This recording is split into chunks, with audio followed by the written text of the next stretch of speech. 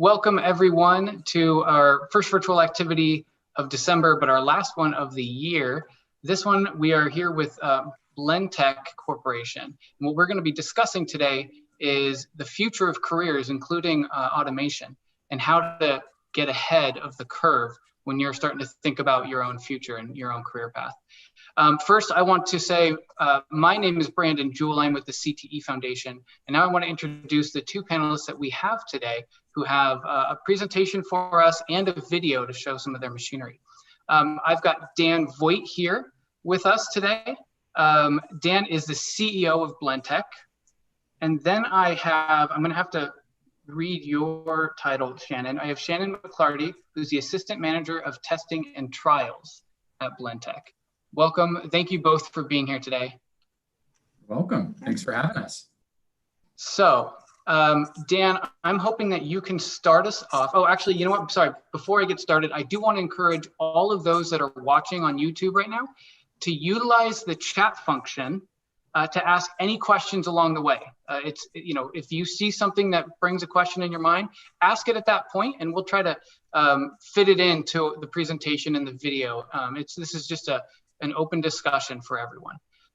So anyway, Dan, I was hoping that you can now start it off with giving us a little bit of a summary about what Blendtec Corporation is. Sure. Okay. Happy to do that. Okay. Well, Blendtec Corporation, we're based in Santa Rosa, California, founded in 1986. And we'll get into some more of those details as the presentation gets along. But let me just kind of give you the high level elevator pitch, so to speak, what we do. We design, engineer, manufacture, and automate industrial food production systems. It's mostly processing food, cooking, blending, cryogenics, and it ranges in terms of the types of foods we make. But to give you an example, it's things like the taco meat you might have on a fast food taco, or soups you might get from a local restaurant, or even canned soups that you might get in the store. But a huge amount of the food that you might consume in the stores are produced on machines that we manufactured right here in Santa Rosa. That's really interesting to think about how this one company here in our local area is used just around the world, and that we've all somehow benefited from it. We've eaten food from it and we had no idea. And I think that is such a cool hidden gem here in Sonoma County. Yeah. Now, Dan, you've got a slide deck for us. I'm hoping that you can share that. And do you want to start with that? Yeah, that's great. So let me go ahead and pull my screen up and bring that across. And hopefully you are seeing a first slide that says IOT Technology and Food. Is that correct? Yes, we are. Great. So let me go ahead and move into casting this and we'll talk about this. So I already did a brief little introduction about, who we are. But I want to kind of bring it back to career development for a second, thinking about the background that the viewers may have and where you are in your lives. I've heard quite often in recent years, and actually a increasing in intensity and very across the last year, is what a terrible time to start a career. And I want to just say, I think that's flat false. And I want to talk about why in this slide deck, because there are some pretty amazing things happening in industry, in manufacturing, in technology that really paint for a pretty bright future if you have the right mindset, right perspective, and seek those correct opportunities. So let's move to that first slide. And it begins with this realization, and that is that we are now officially hopelessly outnumbered by the number of connected computer devices. It was somewhere between 2003 and 2010 that there were more connected computers on the internet than there were human beings alive on planet Earth. And it's continued to increase, and we're outnumbered by a lot. In fact, that growth rate has been utterly exponential ever since about 2008 and beyond. And you can see this little graph here from Cisco showing how different things were being connected, ranging from obviously first things like computers and then into things like cell phones, but expanding out to even our light switches are connected, our doorbells, all sorts of things are connected. And that same trend is happening industrially. In fact, there are so many things being connected that they had to come up with a whole new protocol for IP address numbering called the IP V6 system to make sure there were 34 whatever number of commas and zeros that is, I can't pronounce that number properly, potential devices that could be connected. And that's a really important realization, because wherever information begins to accelerate, innovation can happen, and wherever innovation can happen, career opportunities abound. So you might see this in your own life. This is a screenshot from my own mobile phone, but I see this in my own life, the connectivity. You probably see it in yours as well. My EV charger automatically turns on when the energy rates are low. My thermostat adjusts based on the weather conditions, as well as my location. If I'm home, it turns up the heat. If I'm away, it turns it down. My Wi-Fi automatically prioritizes my devices in the evenings and shuts my kids down for screen time. My Sonos automatically turns on when I get home, if it's not too late. And my sprinklers will even automatically turn on if my smoke alarms are on and left unchecked. It's pretty amazing. And that potential has industrial implications as well, actually big ones, which I want to talk about. So you can kind of look at it as the stages of a connected product, where as the impact of a digital transformation, or where digital technology meets the rest of industry, things usually start with monitoring. They start by creating systems that have sensors and external data can be brought in, and you can see what's happening remotely. And then you begin to move from monitoring into control. So once you know you can monitor something reliably, you can start to control it remotely. When you move into that, you've got that dialed in, you can start moving into optimizing and really getting the best out of it, getting the most productivity. And then from there, you can move into autonomy. And a pretty exciting thing about this is that, on to the next slide here, is that a lot of the products that exist in the marketplace today that are manufactured, whether locally or internationally, they're often in some of these earlier stages where you may start by making a product, whether it's a tractor, and then you might move it up to being a smart product where it's got some onboard computers and it makes some basic decisions. And then you make a smart connected product, and then maybe you connect it to systems in your local area, but then you begin to create systems of systems. And that's kind of what we're talking about when we talk about Internet of Things, or industrial Internet of Things, which is the IIoT. And a lot of the products that are manufactured in the United States, or a lot of the systems that do the manufacturing, are in these earlier states, which is where there's now a lot of opportunity for developing the production lines, developing the technologies, developing the data analysis methodologies to move products from stage 1 to stage 5 and then optimize them in stage 5. If you're interested in trying to play with and understand how these things relate to each other, you can even understand these concepts by going to a website, If This Then That, and playing with different connected devices that you may have in your home to see, well, what would happen if when I show up at home, maybe I have my coffee maker turn on, or maybe I have the coffee maker turn on and maybe some music come on. And that's an example of where systems of systems can be created. Naturally, that can be done on the industrial scale for some pretty sophisticated results. So what that is this is the fourth industrial revolution, is what they tend to refer to this as. And in this state, we're moving towards creating these cyber physical systems. And of course, in this new industrial revolution, it's the new oil is information, is data. And there's all sorts of different data that can be created, and there's different values you can obtain from data. There's direct value, automation value, recombinant value, where you combine two streams of data, maybe from disconnected devices, algorithmic value, where you use computer capabilities to project things that could occur, or calculating or projecting risk of loss from the information to streamline and improve the way businesses operate. And most of these industrial systems, they have a pretty standard structure.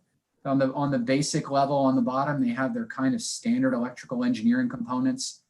It's switches and sensors and things like that. And then they have industrial computers slightly above that control and connect to these devices. And then they tie them together and create visualizations using things that are called SCADAs, or HMIs, which stands for human machine interface, really touch screens and things. And then they can move up into manufacturing execution systems, and ERP systems.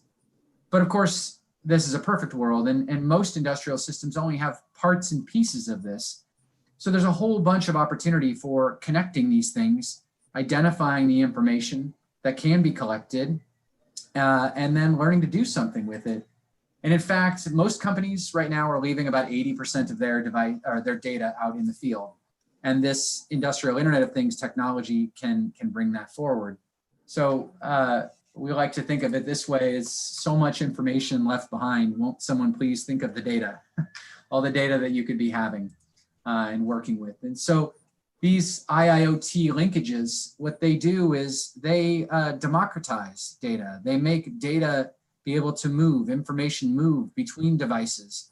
And that creates the possibility of having an accounting system speak to a manufacturing system, or any form of combination of information that you could imagine. And wherever new information is combined is where innovation can occur. And that's what makes this such an exciting period of time. And so this means any combination of things is possible. So that's kind of a bit of a background on IoT technology. I'm going to hand it over to Shannon next. She's going to talk a little bit about the machines that we make, and then we're going to show a little bit of video about how we're using IoT technology. And we're right now into the control stage. We've moved past monitoring into control, and we're starting to move into the optimization phase, if you remember that from the earlier slide. So Shannon, I'm going to turn this over to you, and if you could tell me when you want me to advance slides, I'll move on for you. Sure, thank you, Dan. Dan, do you mind if I ask a quick question? Sure, of course. Or before we start going, you would mention that we're in the fourth industrial revolution. Are we too early to start to think about what the fifth industrial revolution might be? Or do you have any thoughts or predictions on that? Oh boy, I'm way out of my element to try to predict Okay. that. But what I would say though is that we have a lot of years of this fourth industrial revolution ahead of us. And I think there's a tremendous opportunity for those of us that are in the workplace today or moving into the workplace, because really all you need to do is walk into any old production facility and recognize that most of the devices aren't connected. And although everybody's carrying a cell phone, not everybody is tying their information together. You're still going to see paper moving from person to person. Yeah, you're still going to see devices that are offline. And so I think we've got 10, 20, 30 years of pulling this together, first connecting the information so that we can share that information, then monitoring, then controlling, then optimizing, then moving into automating. And there's opportunity in careers on every single one of those transitions. So that's what I think is an exciting aspect of it. So it sounds like for the students who are watching right now, who are thinking about the future, this fourth industrial revolution is going to be happening for, like you said, a good 30 years and is still the future. I believe that to be the case. And you know, you sometimes hear from time to time, oh, jobs are being replaced by robots. Well, jobs are being replaced by robots unless you're the one building and programming the robots. So if you're the one building and programming the robots, you're in a good position. And that's our angle here at our company. Our robots just look different than other people's robots. Right. Yeah. Okay. Thank you. Sure. Go ahead, Shannon. Sure. So yeah, we've talked a lot about the data, but we haven't talked about what is really making the data yet. So Blendtec specializes in horizontal cookers. Dan mentioned batch and continuous equipment that cooks food all around the world. We do cryogenic, vacuum, heat transfer, material transfer equipment, and that's kind of where all the data comes from. We do lots of specialized things that have patents all over the world, like a no excess water rice cooking system, and a few other really fancy things. But next, Dan, you can move on.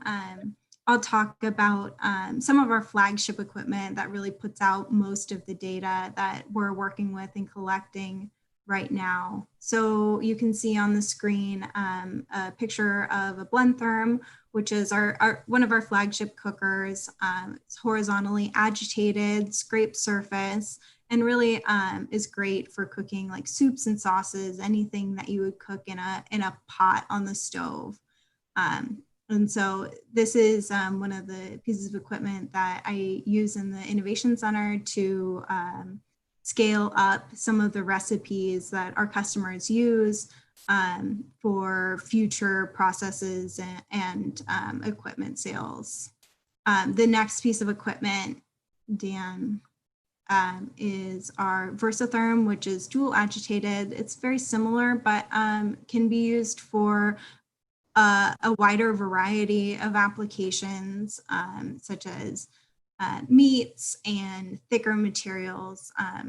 Great for making sauteed onions or garlic or anything that takes a little bit more heat and attention. So more like a pan that you would use on your stove. And so this is one of the things that can help us. This is one of the things the data helps us determine is what the right kind of cooking equipment is for your application. Do you need more heat, or is it just a timing thing? What can you do with what you have already, or do you need something else? Yeah.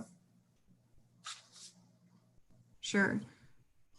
So like I mentioned in the past, we have an innovation center on site in Santa Rosa where we use our testing equipment to scale up processes. And that's really the first step in using data to optimize a process, linking the cloud system on our cookers to a recipe and to all of the available resources, like emailing a batch report, which is a condensed version of the data to our customers, or showing them what's working throughout the process.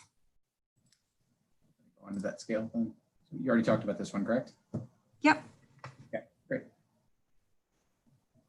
So how about we show the video and then we can talk about the other use cases after, if that works for you. Sounds good. Great. I'm going to stop the share and then get that right window up. Can I ask a question about the machines while you do that? So yeah, for those who use your machines, do they have generally multiple machines lined up in a sort of a production line to take the products from one to the other? Or is one machine meant to complete an entire batch cooked from start to finish? And you want to field that, or you want me to? Yeah, sure. That's a good question. So we do anything from just one. A customer can use just one machine to do their entire process from start to finish, from mixing and cooking whatever they need to, including cooling, and then maybe distributing for packaging, all the way up to multi-equipment lines that process a variety of different things. So it's really variable depending on what the customer is doing. Thank you. All right, let me get this cast here, and let's go to the screen too, make sure that's optimized. Great. And that should be showing. Do you see it there? Blendtec Cooking Cloud. Great. So I'll go ahead and press play. And Shannon, if you want to narrate any aspect of what's going on, you're welcome to do so while we're playing it. Okay? Sure.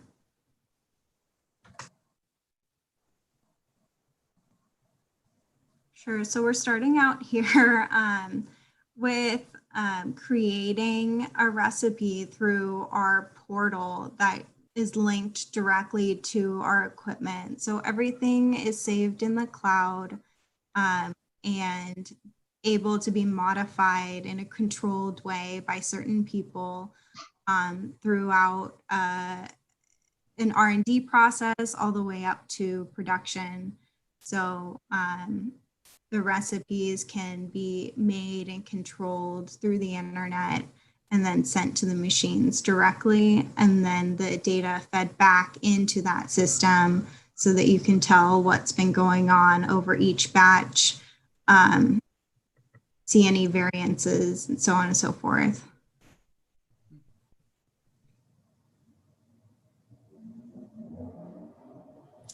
And so one thing you'll notice, it's set up so that anyone at any level of computer skill can set up and configure recipes.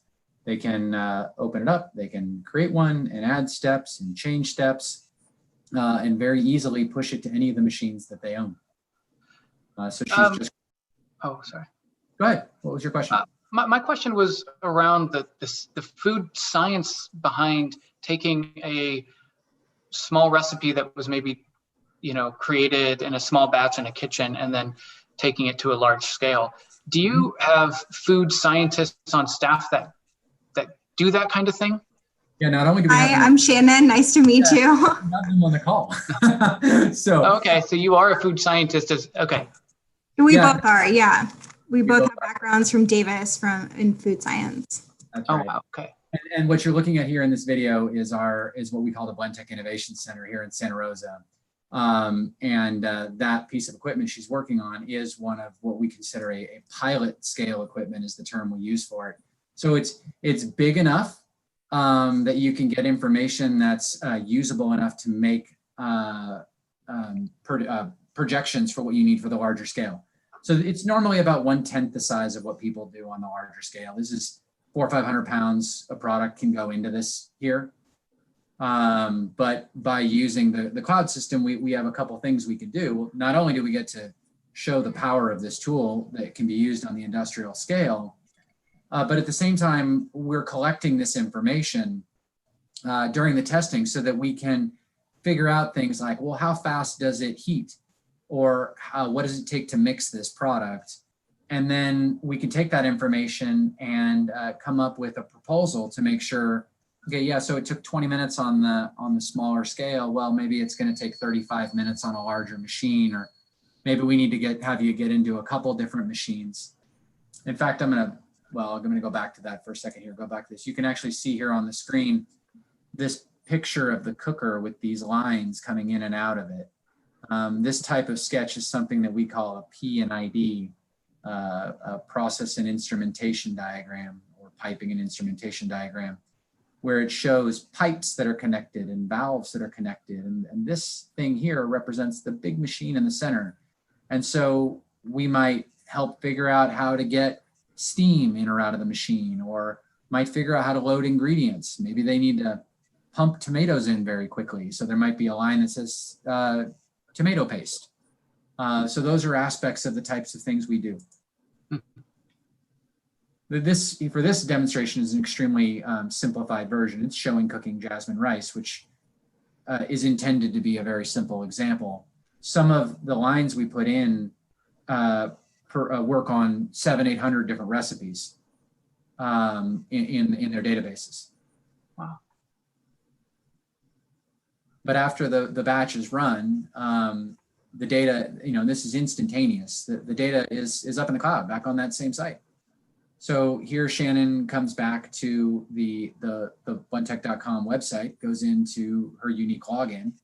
And as the camera pans around, what you'll see here is all the data that we had connected on the sensors is immediately available for view, as well as extraction in via an Excel extraction. So you can hit that little export button and drop it all out.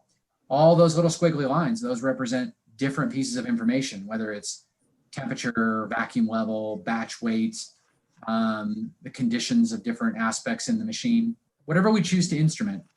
And just to put some real world application to this, imagine trying to get this data, or imagine trying to duplicate this process from a notebook sketch of what happened, and the 6 data points that you were able to get during the cooking process. This is a wealth of information that is now easily implemented instead of that little note you had in your notebook about the 14 minutes. It might have been 14 minutes and 43 seconds. And that 43 seconds made a huge difference when you went up 10x. That's so true, Shannon. And it makes me want to reflect back on when I started my career in the industry. And, I started with the company about 20 years ago, a little more than 20 years ago. And what I did is I started up the new machines they built in the field, and we did innovative things then too. But what would happen is they'd put me on an airplane with a stopwatch and a notebook, and I'd go out there and stand there and take the measurements, and I'd come back with only the amount of measurements I could take while I was there. These days, and it's been tremendously useful in the last 9 months, we don't have to do that. We send the machines out. We send one person out to help connect it, and then our entire team connects online and sees the data streaming and helps them tune in the equipment while they're starting it up or they're starting a new product line, and identifies those problems in, maybe less than 1/10 the amount of time. And that's what the industry needs. So we'll finish this up, and this report gets automatically created at the end of each batch cycle. And it breaks down, I'll go back to that, I jumped through it so quickly. It breaks down the exact amount of time for every single step, as you can see, and people use this for record keeping and compliance. A lot of benefits to the companies associated with that, but we think that's pretty cool. It automates that whole aspect of staying connected, which of course we trademarked this slogan about 3 years ago, and it feels a little bit too close to home right now. But yeah, stay close even at a distance. So important. Yeah, right. A little ahead of our time. Wow. So I have some questions, and I don't know if now's a good time or if you had more slide decks. That's okay, it. great. Yeah, just kind of as we talked about the changes that are happening in automation and therefore the careers. And we showed your guys' products that are kind of right there in line with the world of automation and what the future looks like. But it makes me wonder, and I don't mean this to sound negative, but who bears the burden of automation, and then who benefits with automation? Yeah. Because we do hear, as you had mentioned earlier when we first started, is that a lot of people are afraid of automation taking jobs. But like you said, it's not going to take jobs if you get ahead of it and you're the one who is creating the machines, building the machines, maintaining the machines. So maybe you can give your thoughts on what that looks like. Who loses out, and then who wins? Yeah. Okay. So this is a precarious ground. We can get political real fast, and so I want to avoid that pretty much at all costs. What I will say is that by and large, globally speaking, we're a capitalist society, and businesses seek to grow, and they are going to automate, whether or not you're part of it or not, because it is what works for the businesses. So that's an important thing to accept. It's an inevitability, and it's not something that is, in my opinion, can be stopped or even should be stopped. That said, the folks that benefit from it are the people that take part in it, just like anytime new technologies come about. And so if you were to go back to the industrial revolutions, I'm sure, and I haven't done this, so I'm going way out on a limb on this, but I'm sure you could find articles from papers written by local guilds that said their craftsmanship and artisanship is more valuable than mass-produced products. There's a place for the old and a place for the new, but the world does need things produced at scale in order to meet the economic requirements. Just for a second, dial back and remember what the store shelves looked like in early April. Trying to find a roll of toilet paper or a bag of flour, good luck. Those things require significant automation in order to ensure that the things that we need as a society to survive are there. So who benefits from it? The people who choose to actively participate in it. And the higher level you choose to participate in it, the more you can benefit from it. So if you move into developing things, programming things, that's a higher level than learning to use it. Although both are important and both are a better step than avoiding it. Yeah, you brought up a good point that this automation is really moving with the needs of the world. And it makes me think about what you guys are doing with with Blendtec, and you're creating these machines that can take a small recipe and multiply them by hundreds or thousands.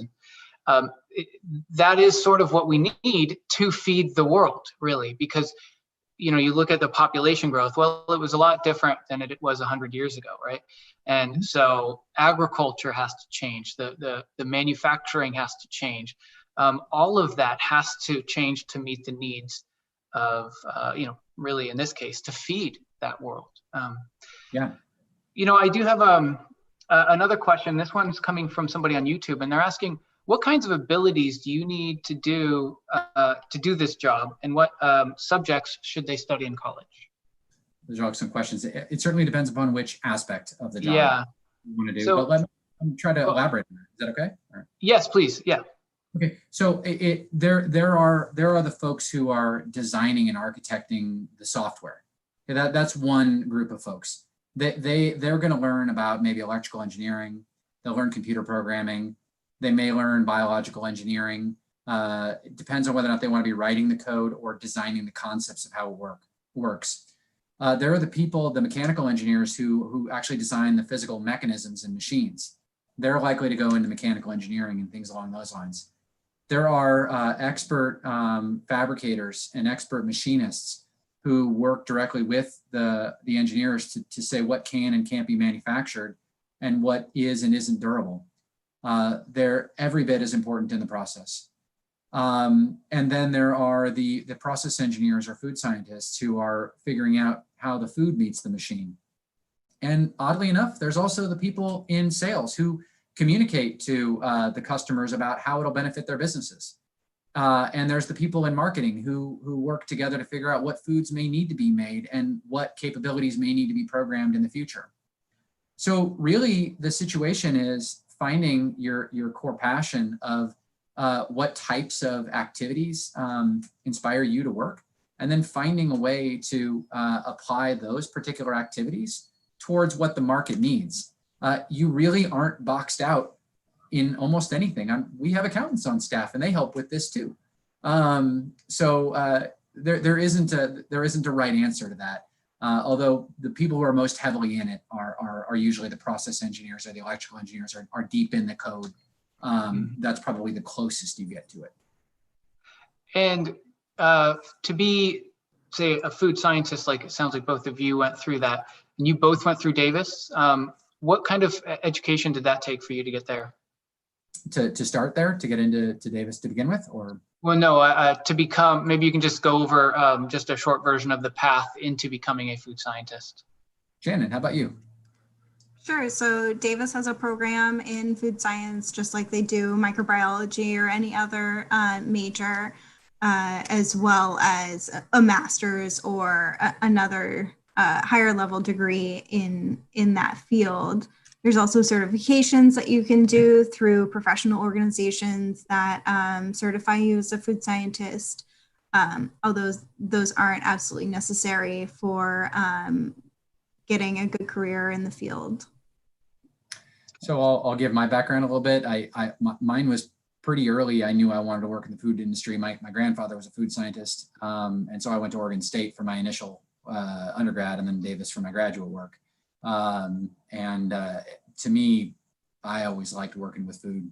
And I liked my weekends too. So I didn't want to work in a restaurant because a lot of times you got to work the dinner service on Friday, Saturday, and Sunday. So this seemed as close as I could get to the things I like while still keeping a weekend. So an aspect of something that people could learn to do for free on the internet to learn more about this stuff is there's a company called Inductive Automation. They have a product called Ignition. They run an online free kind of, they call it Inductive University or Inductive University, where you can get online and learn how to use these technologies to connect and automate things. I believe there's 10 different modules, and it educates you on how to do it free of charge. A lot of these companies that are active in this space understand how important it is to make education available, and they're making it available free. That combined with any other education can really up the value of a new a new employee on their career path. And I should point out too that we did an interview with you, Dan, where you went a lot deeper into your past, and I think you have such an interesting history, which is one of the reasons I kind of asked that question. I'll put a link to that video there. I don't know if that, we'll see if I can make that work. If not, it'll be in the description of the video afterward. If there's an interest in a deeper dive on that, there's also a podcast on my LinkedIn page about an hour long about my background. If that teaser video is of interest. Okay, very cool. So we're wrapping up here, and I want to ask one question as our final question, because it's pretty important right now. And it's about COVID. And I'm wondering about how COVID has changed the way your employees work right now. And do you think that things will go back to complete normal?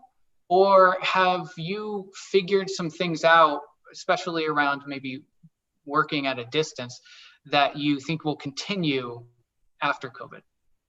Okay, let me address that question from two vantage points. The first vantage point is how it affects our business. And the second is in terms of orders. And the second is how it affects our operations. So COVID has probably had the largest impact on the way the global food system works of anything in a generation or more. Prior to March, April, there had been a steady increase in people going out to restaurants more and more and more and more and more. They were working more. It went from one person in the home working to two, and then it went from people working one job to two jobs, and it went from rarely eating out to eating out every day. Kind of became the norm. In fact, it was a very steady growth. That trend basically, the 20-year trend basically reversed itself in April. Now, people are eating the same amount of food, but they're eating it differently. And so, our company is adapting to that and the changing demand, and that's a whole nother subject. That said, operationally, do I ever think it'll go back to the way it was? I'm going to go out on the limb and say, I don't want it to go back to the way it was, because I think that we've learned a lot of things about what we can be and how flexible we can be. And I think it has the potential to make our lives and our careers better. So let me talk about that. Before this all began, we had already started the process of kind of digitally transforming our company, meaning moving our software systems into the cloud. And that means working on company computer systems on via Google Chrome instead of via local servers. It's good that we had done that, because once we needed to move people out of the office, and I am in my office right now, but once we moved people largely out of the office, we needed to keep everybody connected, and we were already ready. Now, that said, we're also seeing that A, we can help each other out no matter where we are, and B, it doesn't really matter where we are at any given time, as long as we can come back together for meetings from time to time. So I foresee a future where there's a lot more flexibility in where you are when you're working, particularly in the design teams. That wouldn't be true in the people actually doing the welding and fabrication, because you need to be there to do that. But as far as some of the design work, it's very open to where you'd like to be. So if you're able to get the results and you're able to be online and connected, I don't see a problem if you're able to get that done. And I think, Shannon, you've had some examples where you've been able to do that, and I know I have. So I think that's we have the ability in these moments to maybe make lives better in the wake of it, and so I'd like to try to find a way to do that. Yeah, I'll end it with this one quote from somebody I was speaking with somebody in leadership at Medtronic, a local manufacturer, medical device manufacturer. And he specifically said, in the past, you used to have to justify why you needed to work from home. Mm-hmm. Going forward, you might have to justify why you need to go into work. And I thought that was really interesting. And it does open up a world of work that we haven't thought about before, where you could be 3 hours, 4 hours away from the company that you work at and still have a job there, right? So the proximity might matter less. There might be less overhead for companies. I think there's a lot of changes that we are seeing on the horizon, and we were already headed there. I think that the pandemic was just a catalyst and sped us up. So we'll leave with that in the minds of students to kind of ponder as they start to think about their careers and what path to take. Shannon and Dan, thank you so much for joining us. I really appreciate it, and I really appreciate all of Blendtec helping out and making that video. I think that was really wonderful. And I want to thank all the students that are also watching this too. And if you happen to be watching this live now, or if you watch this before the holidays, happy holidays, and happy holidays to you too, Shannon and Dan. Thank you. You too. Thanks. Thank you.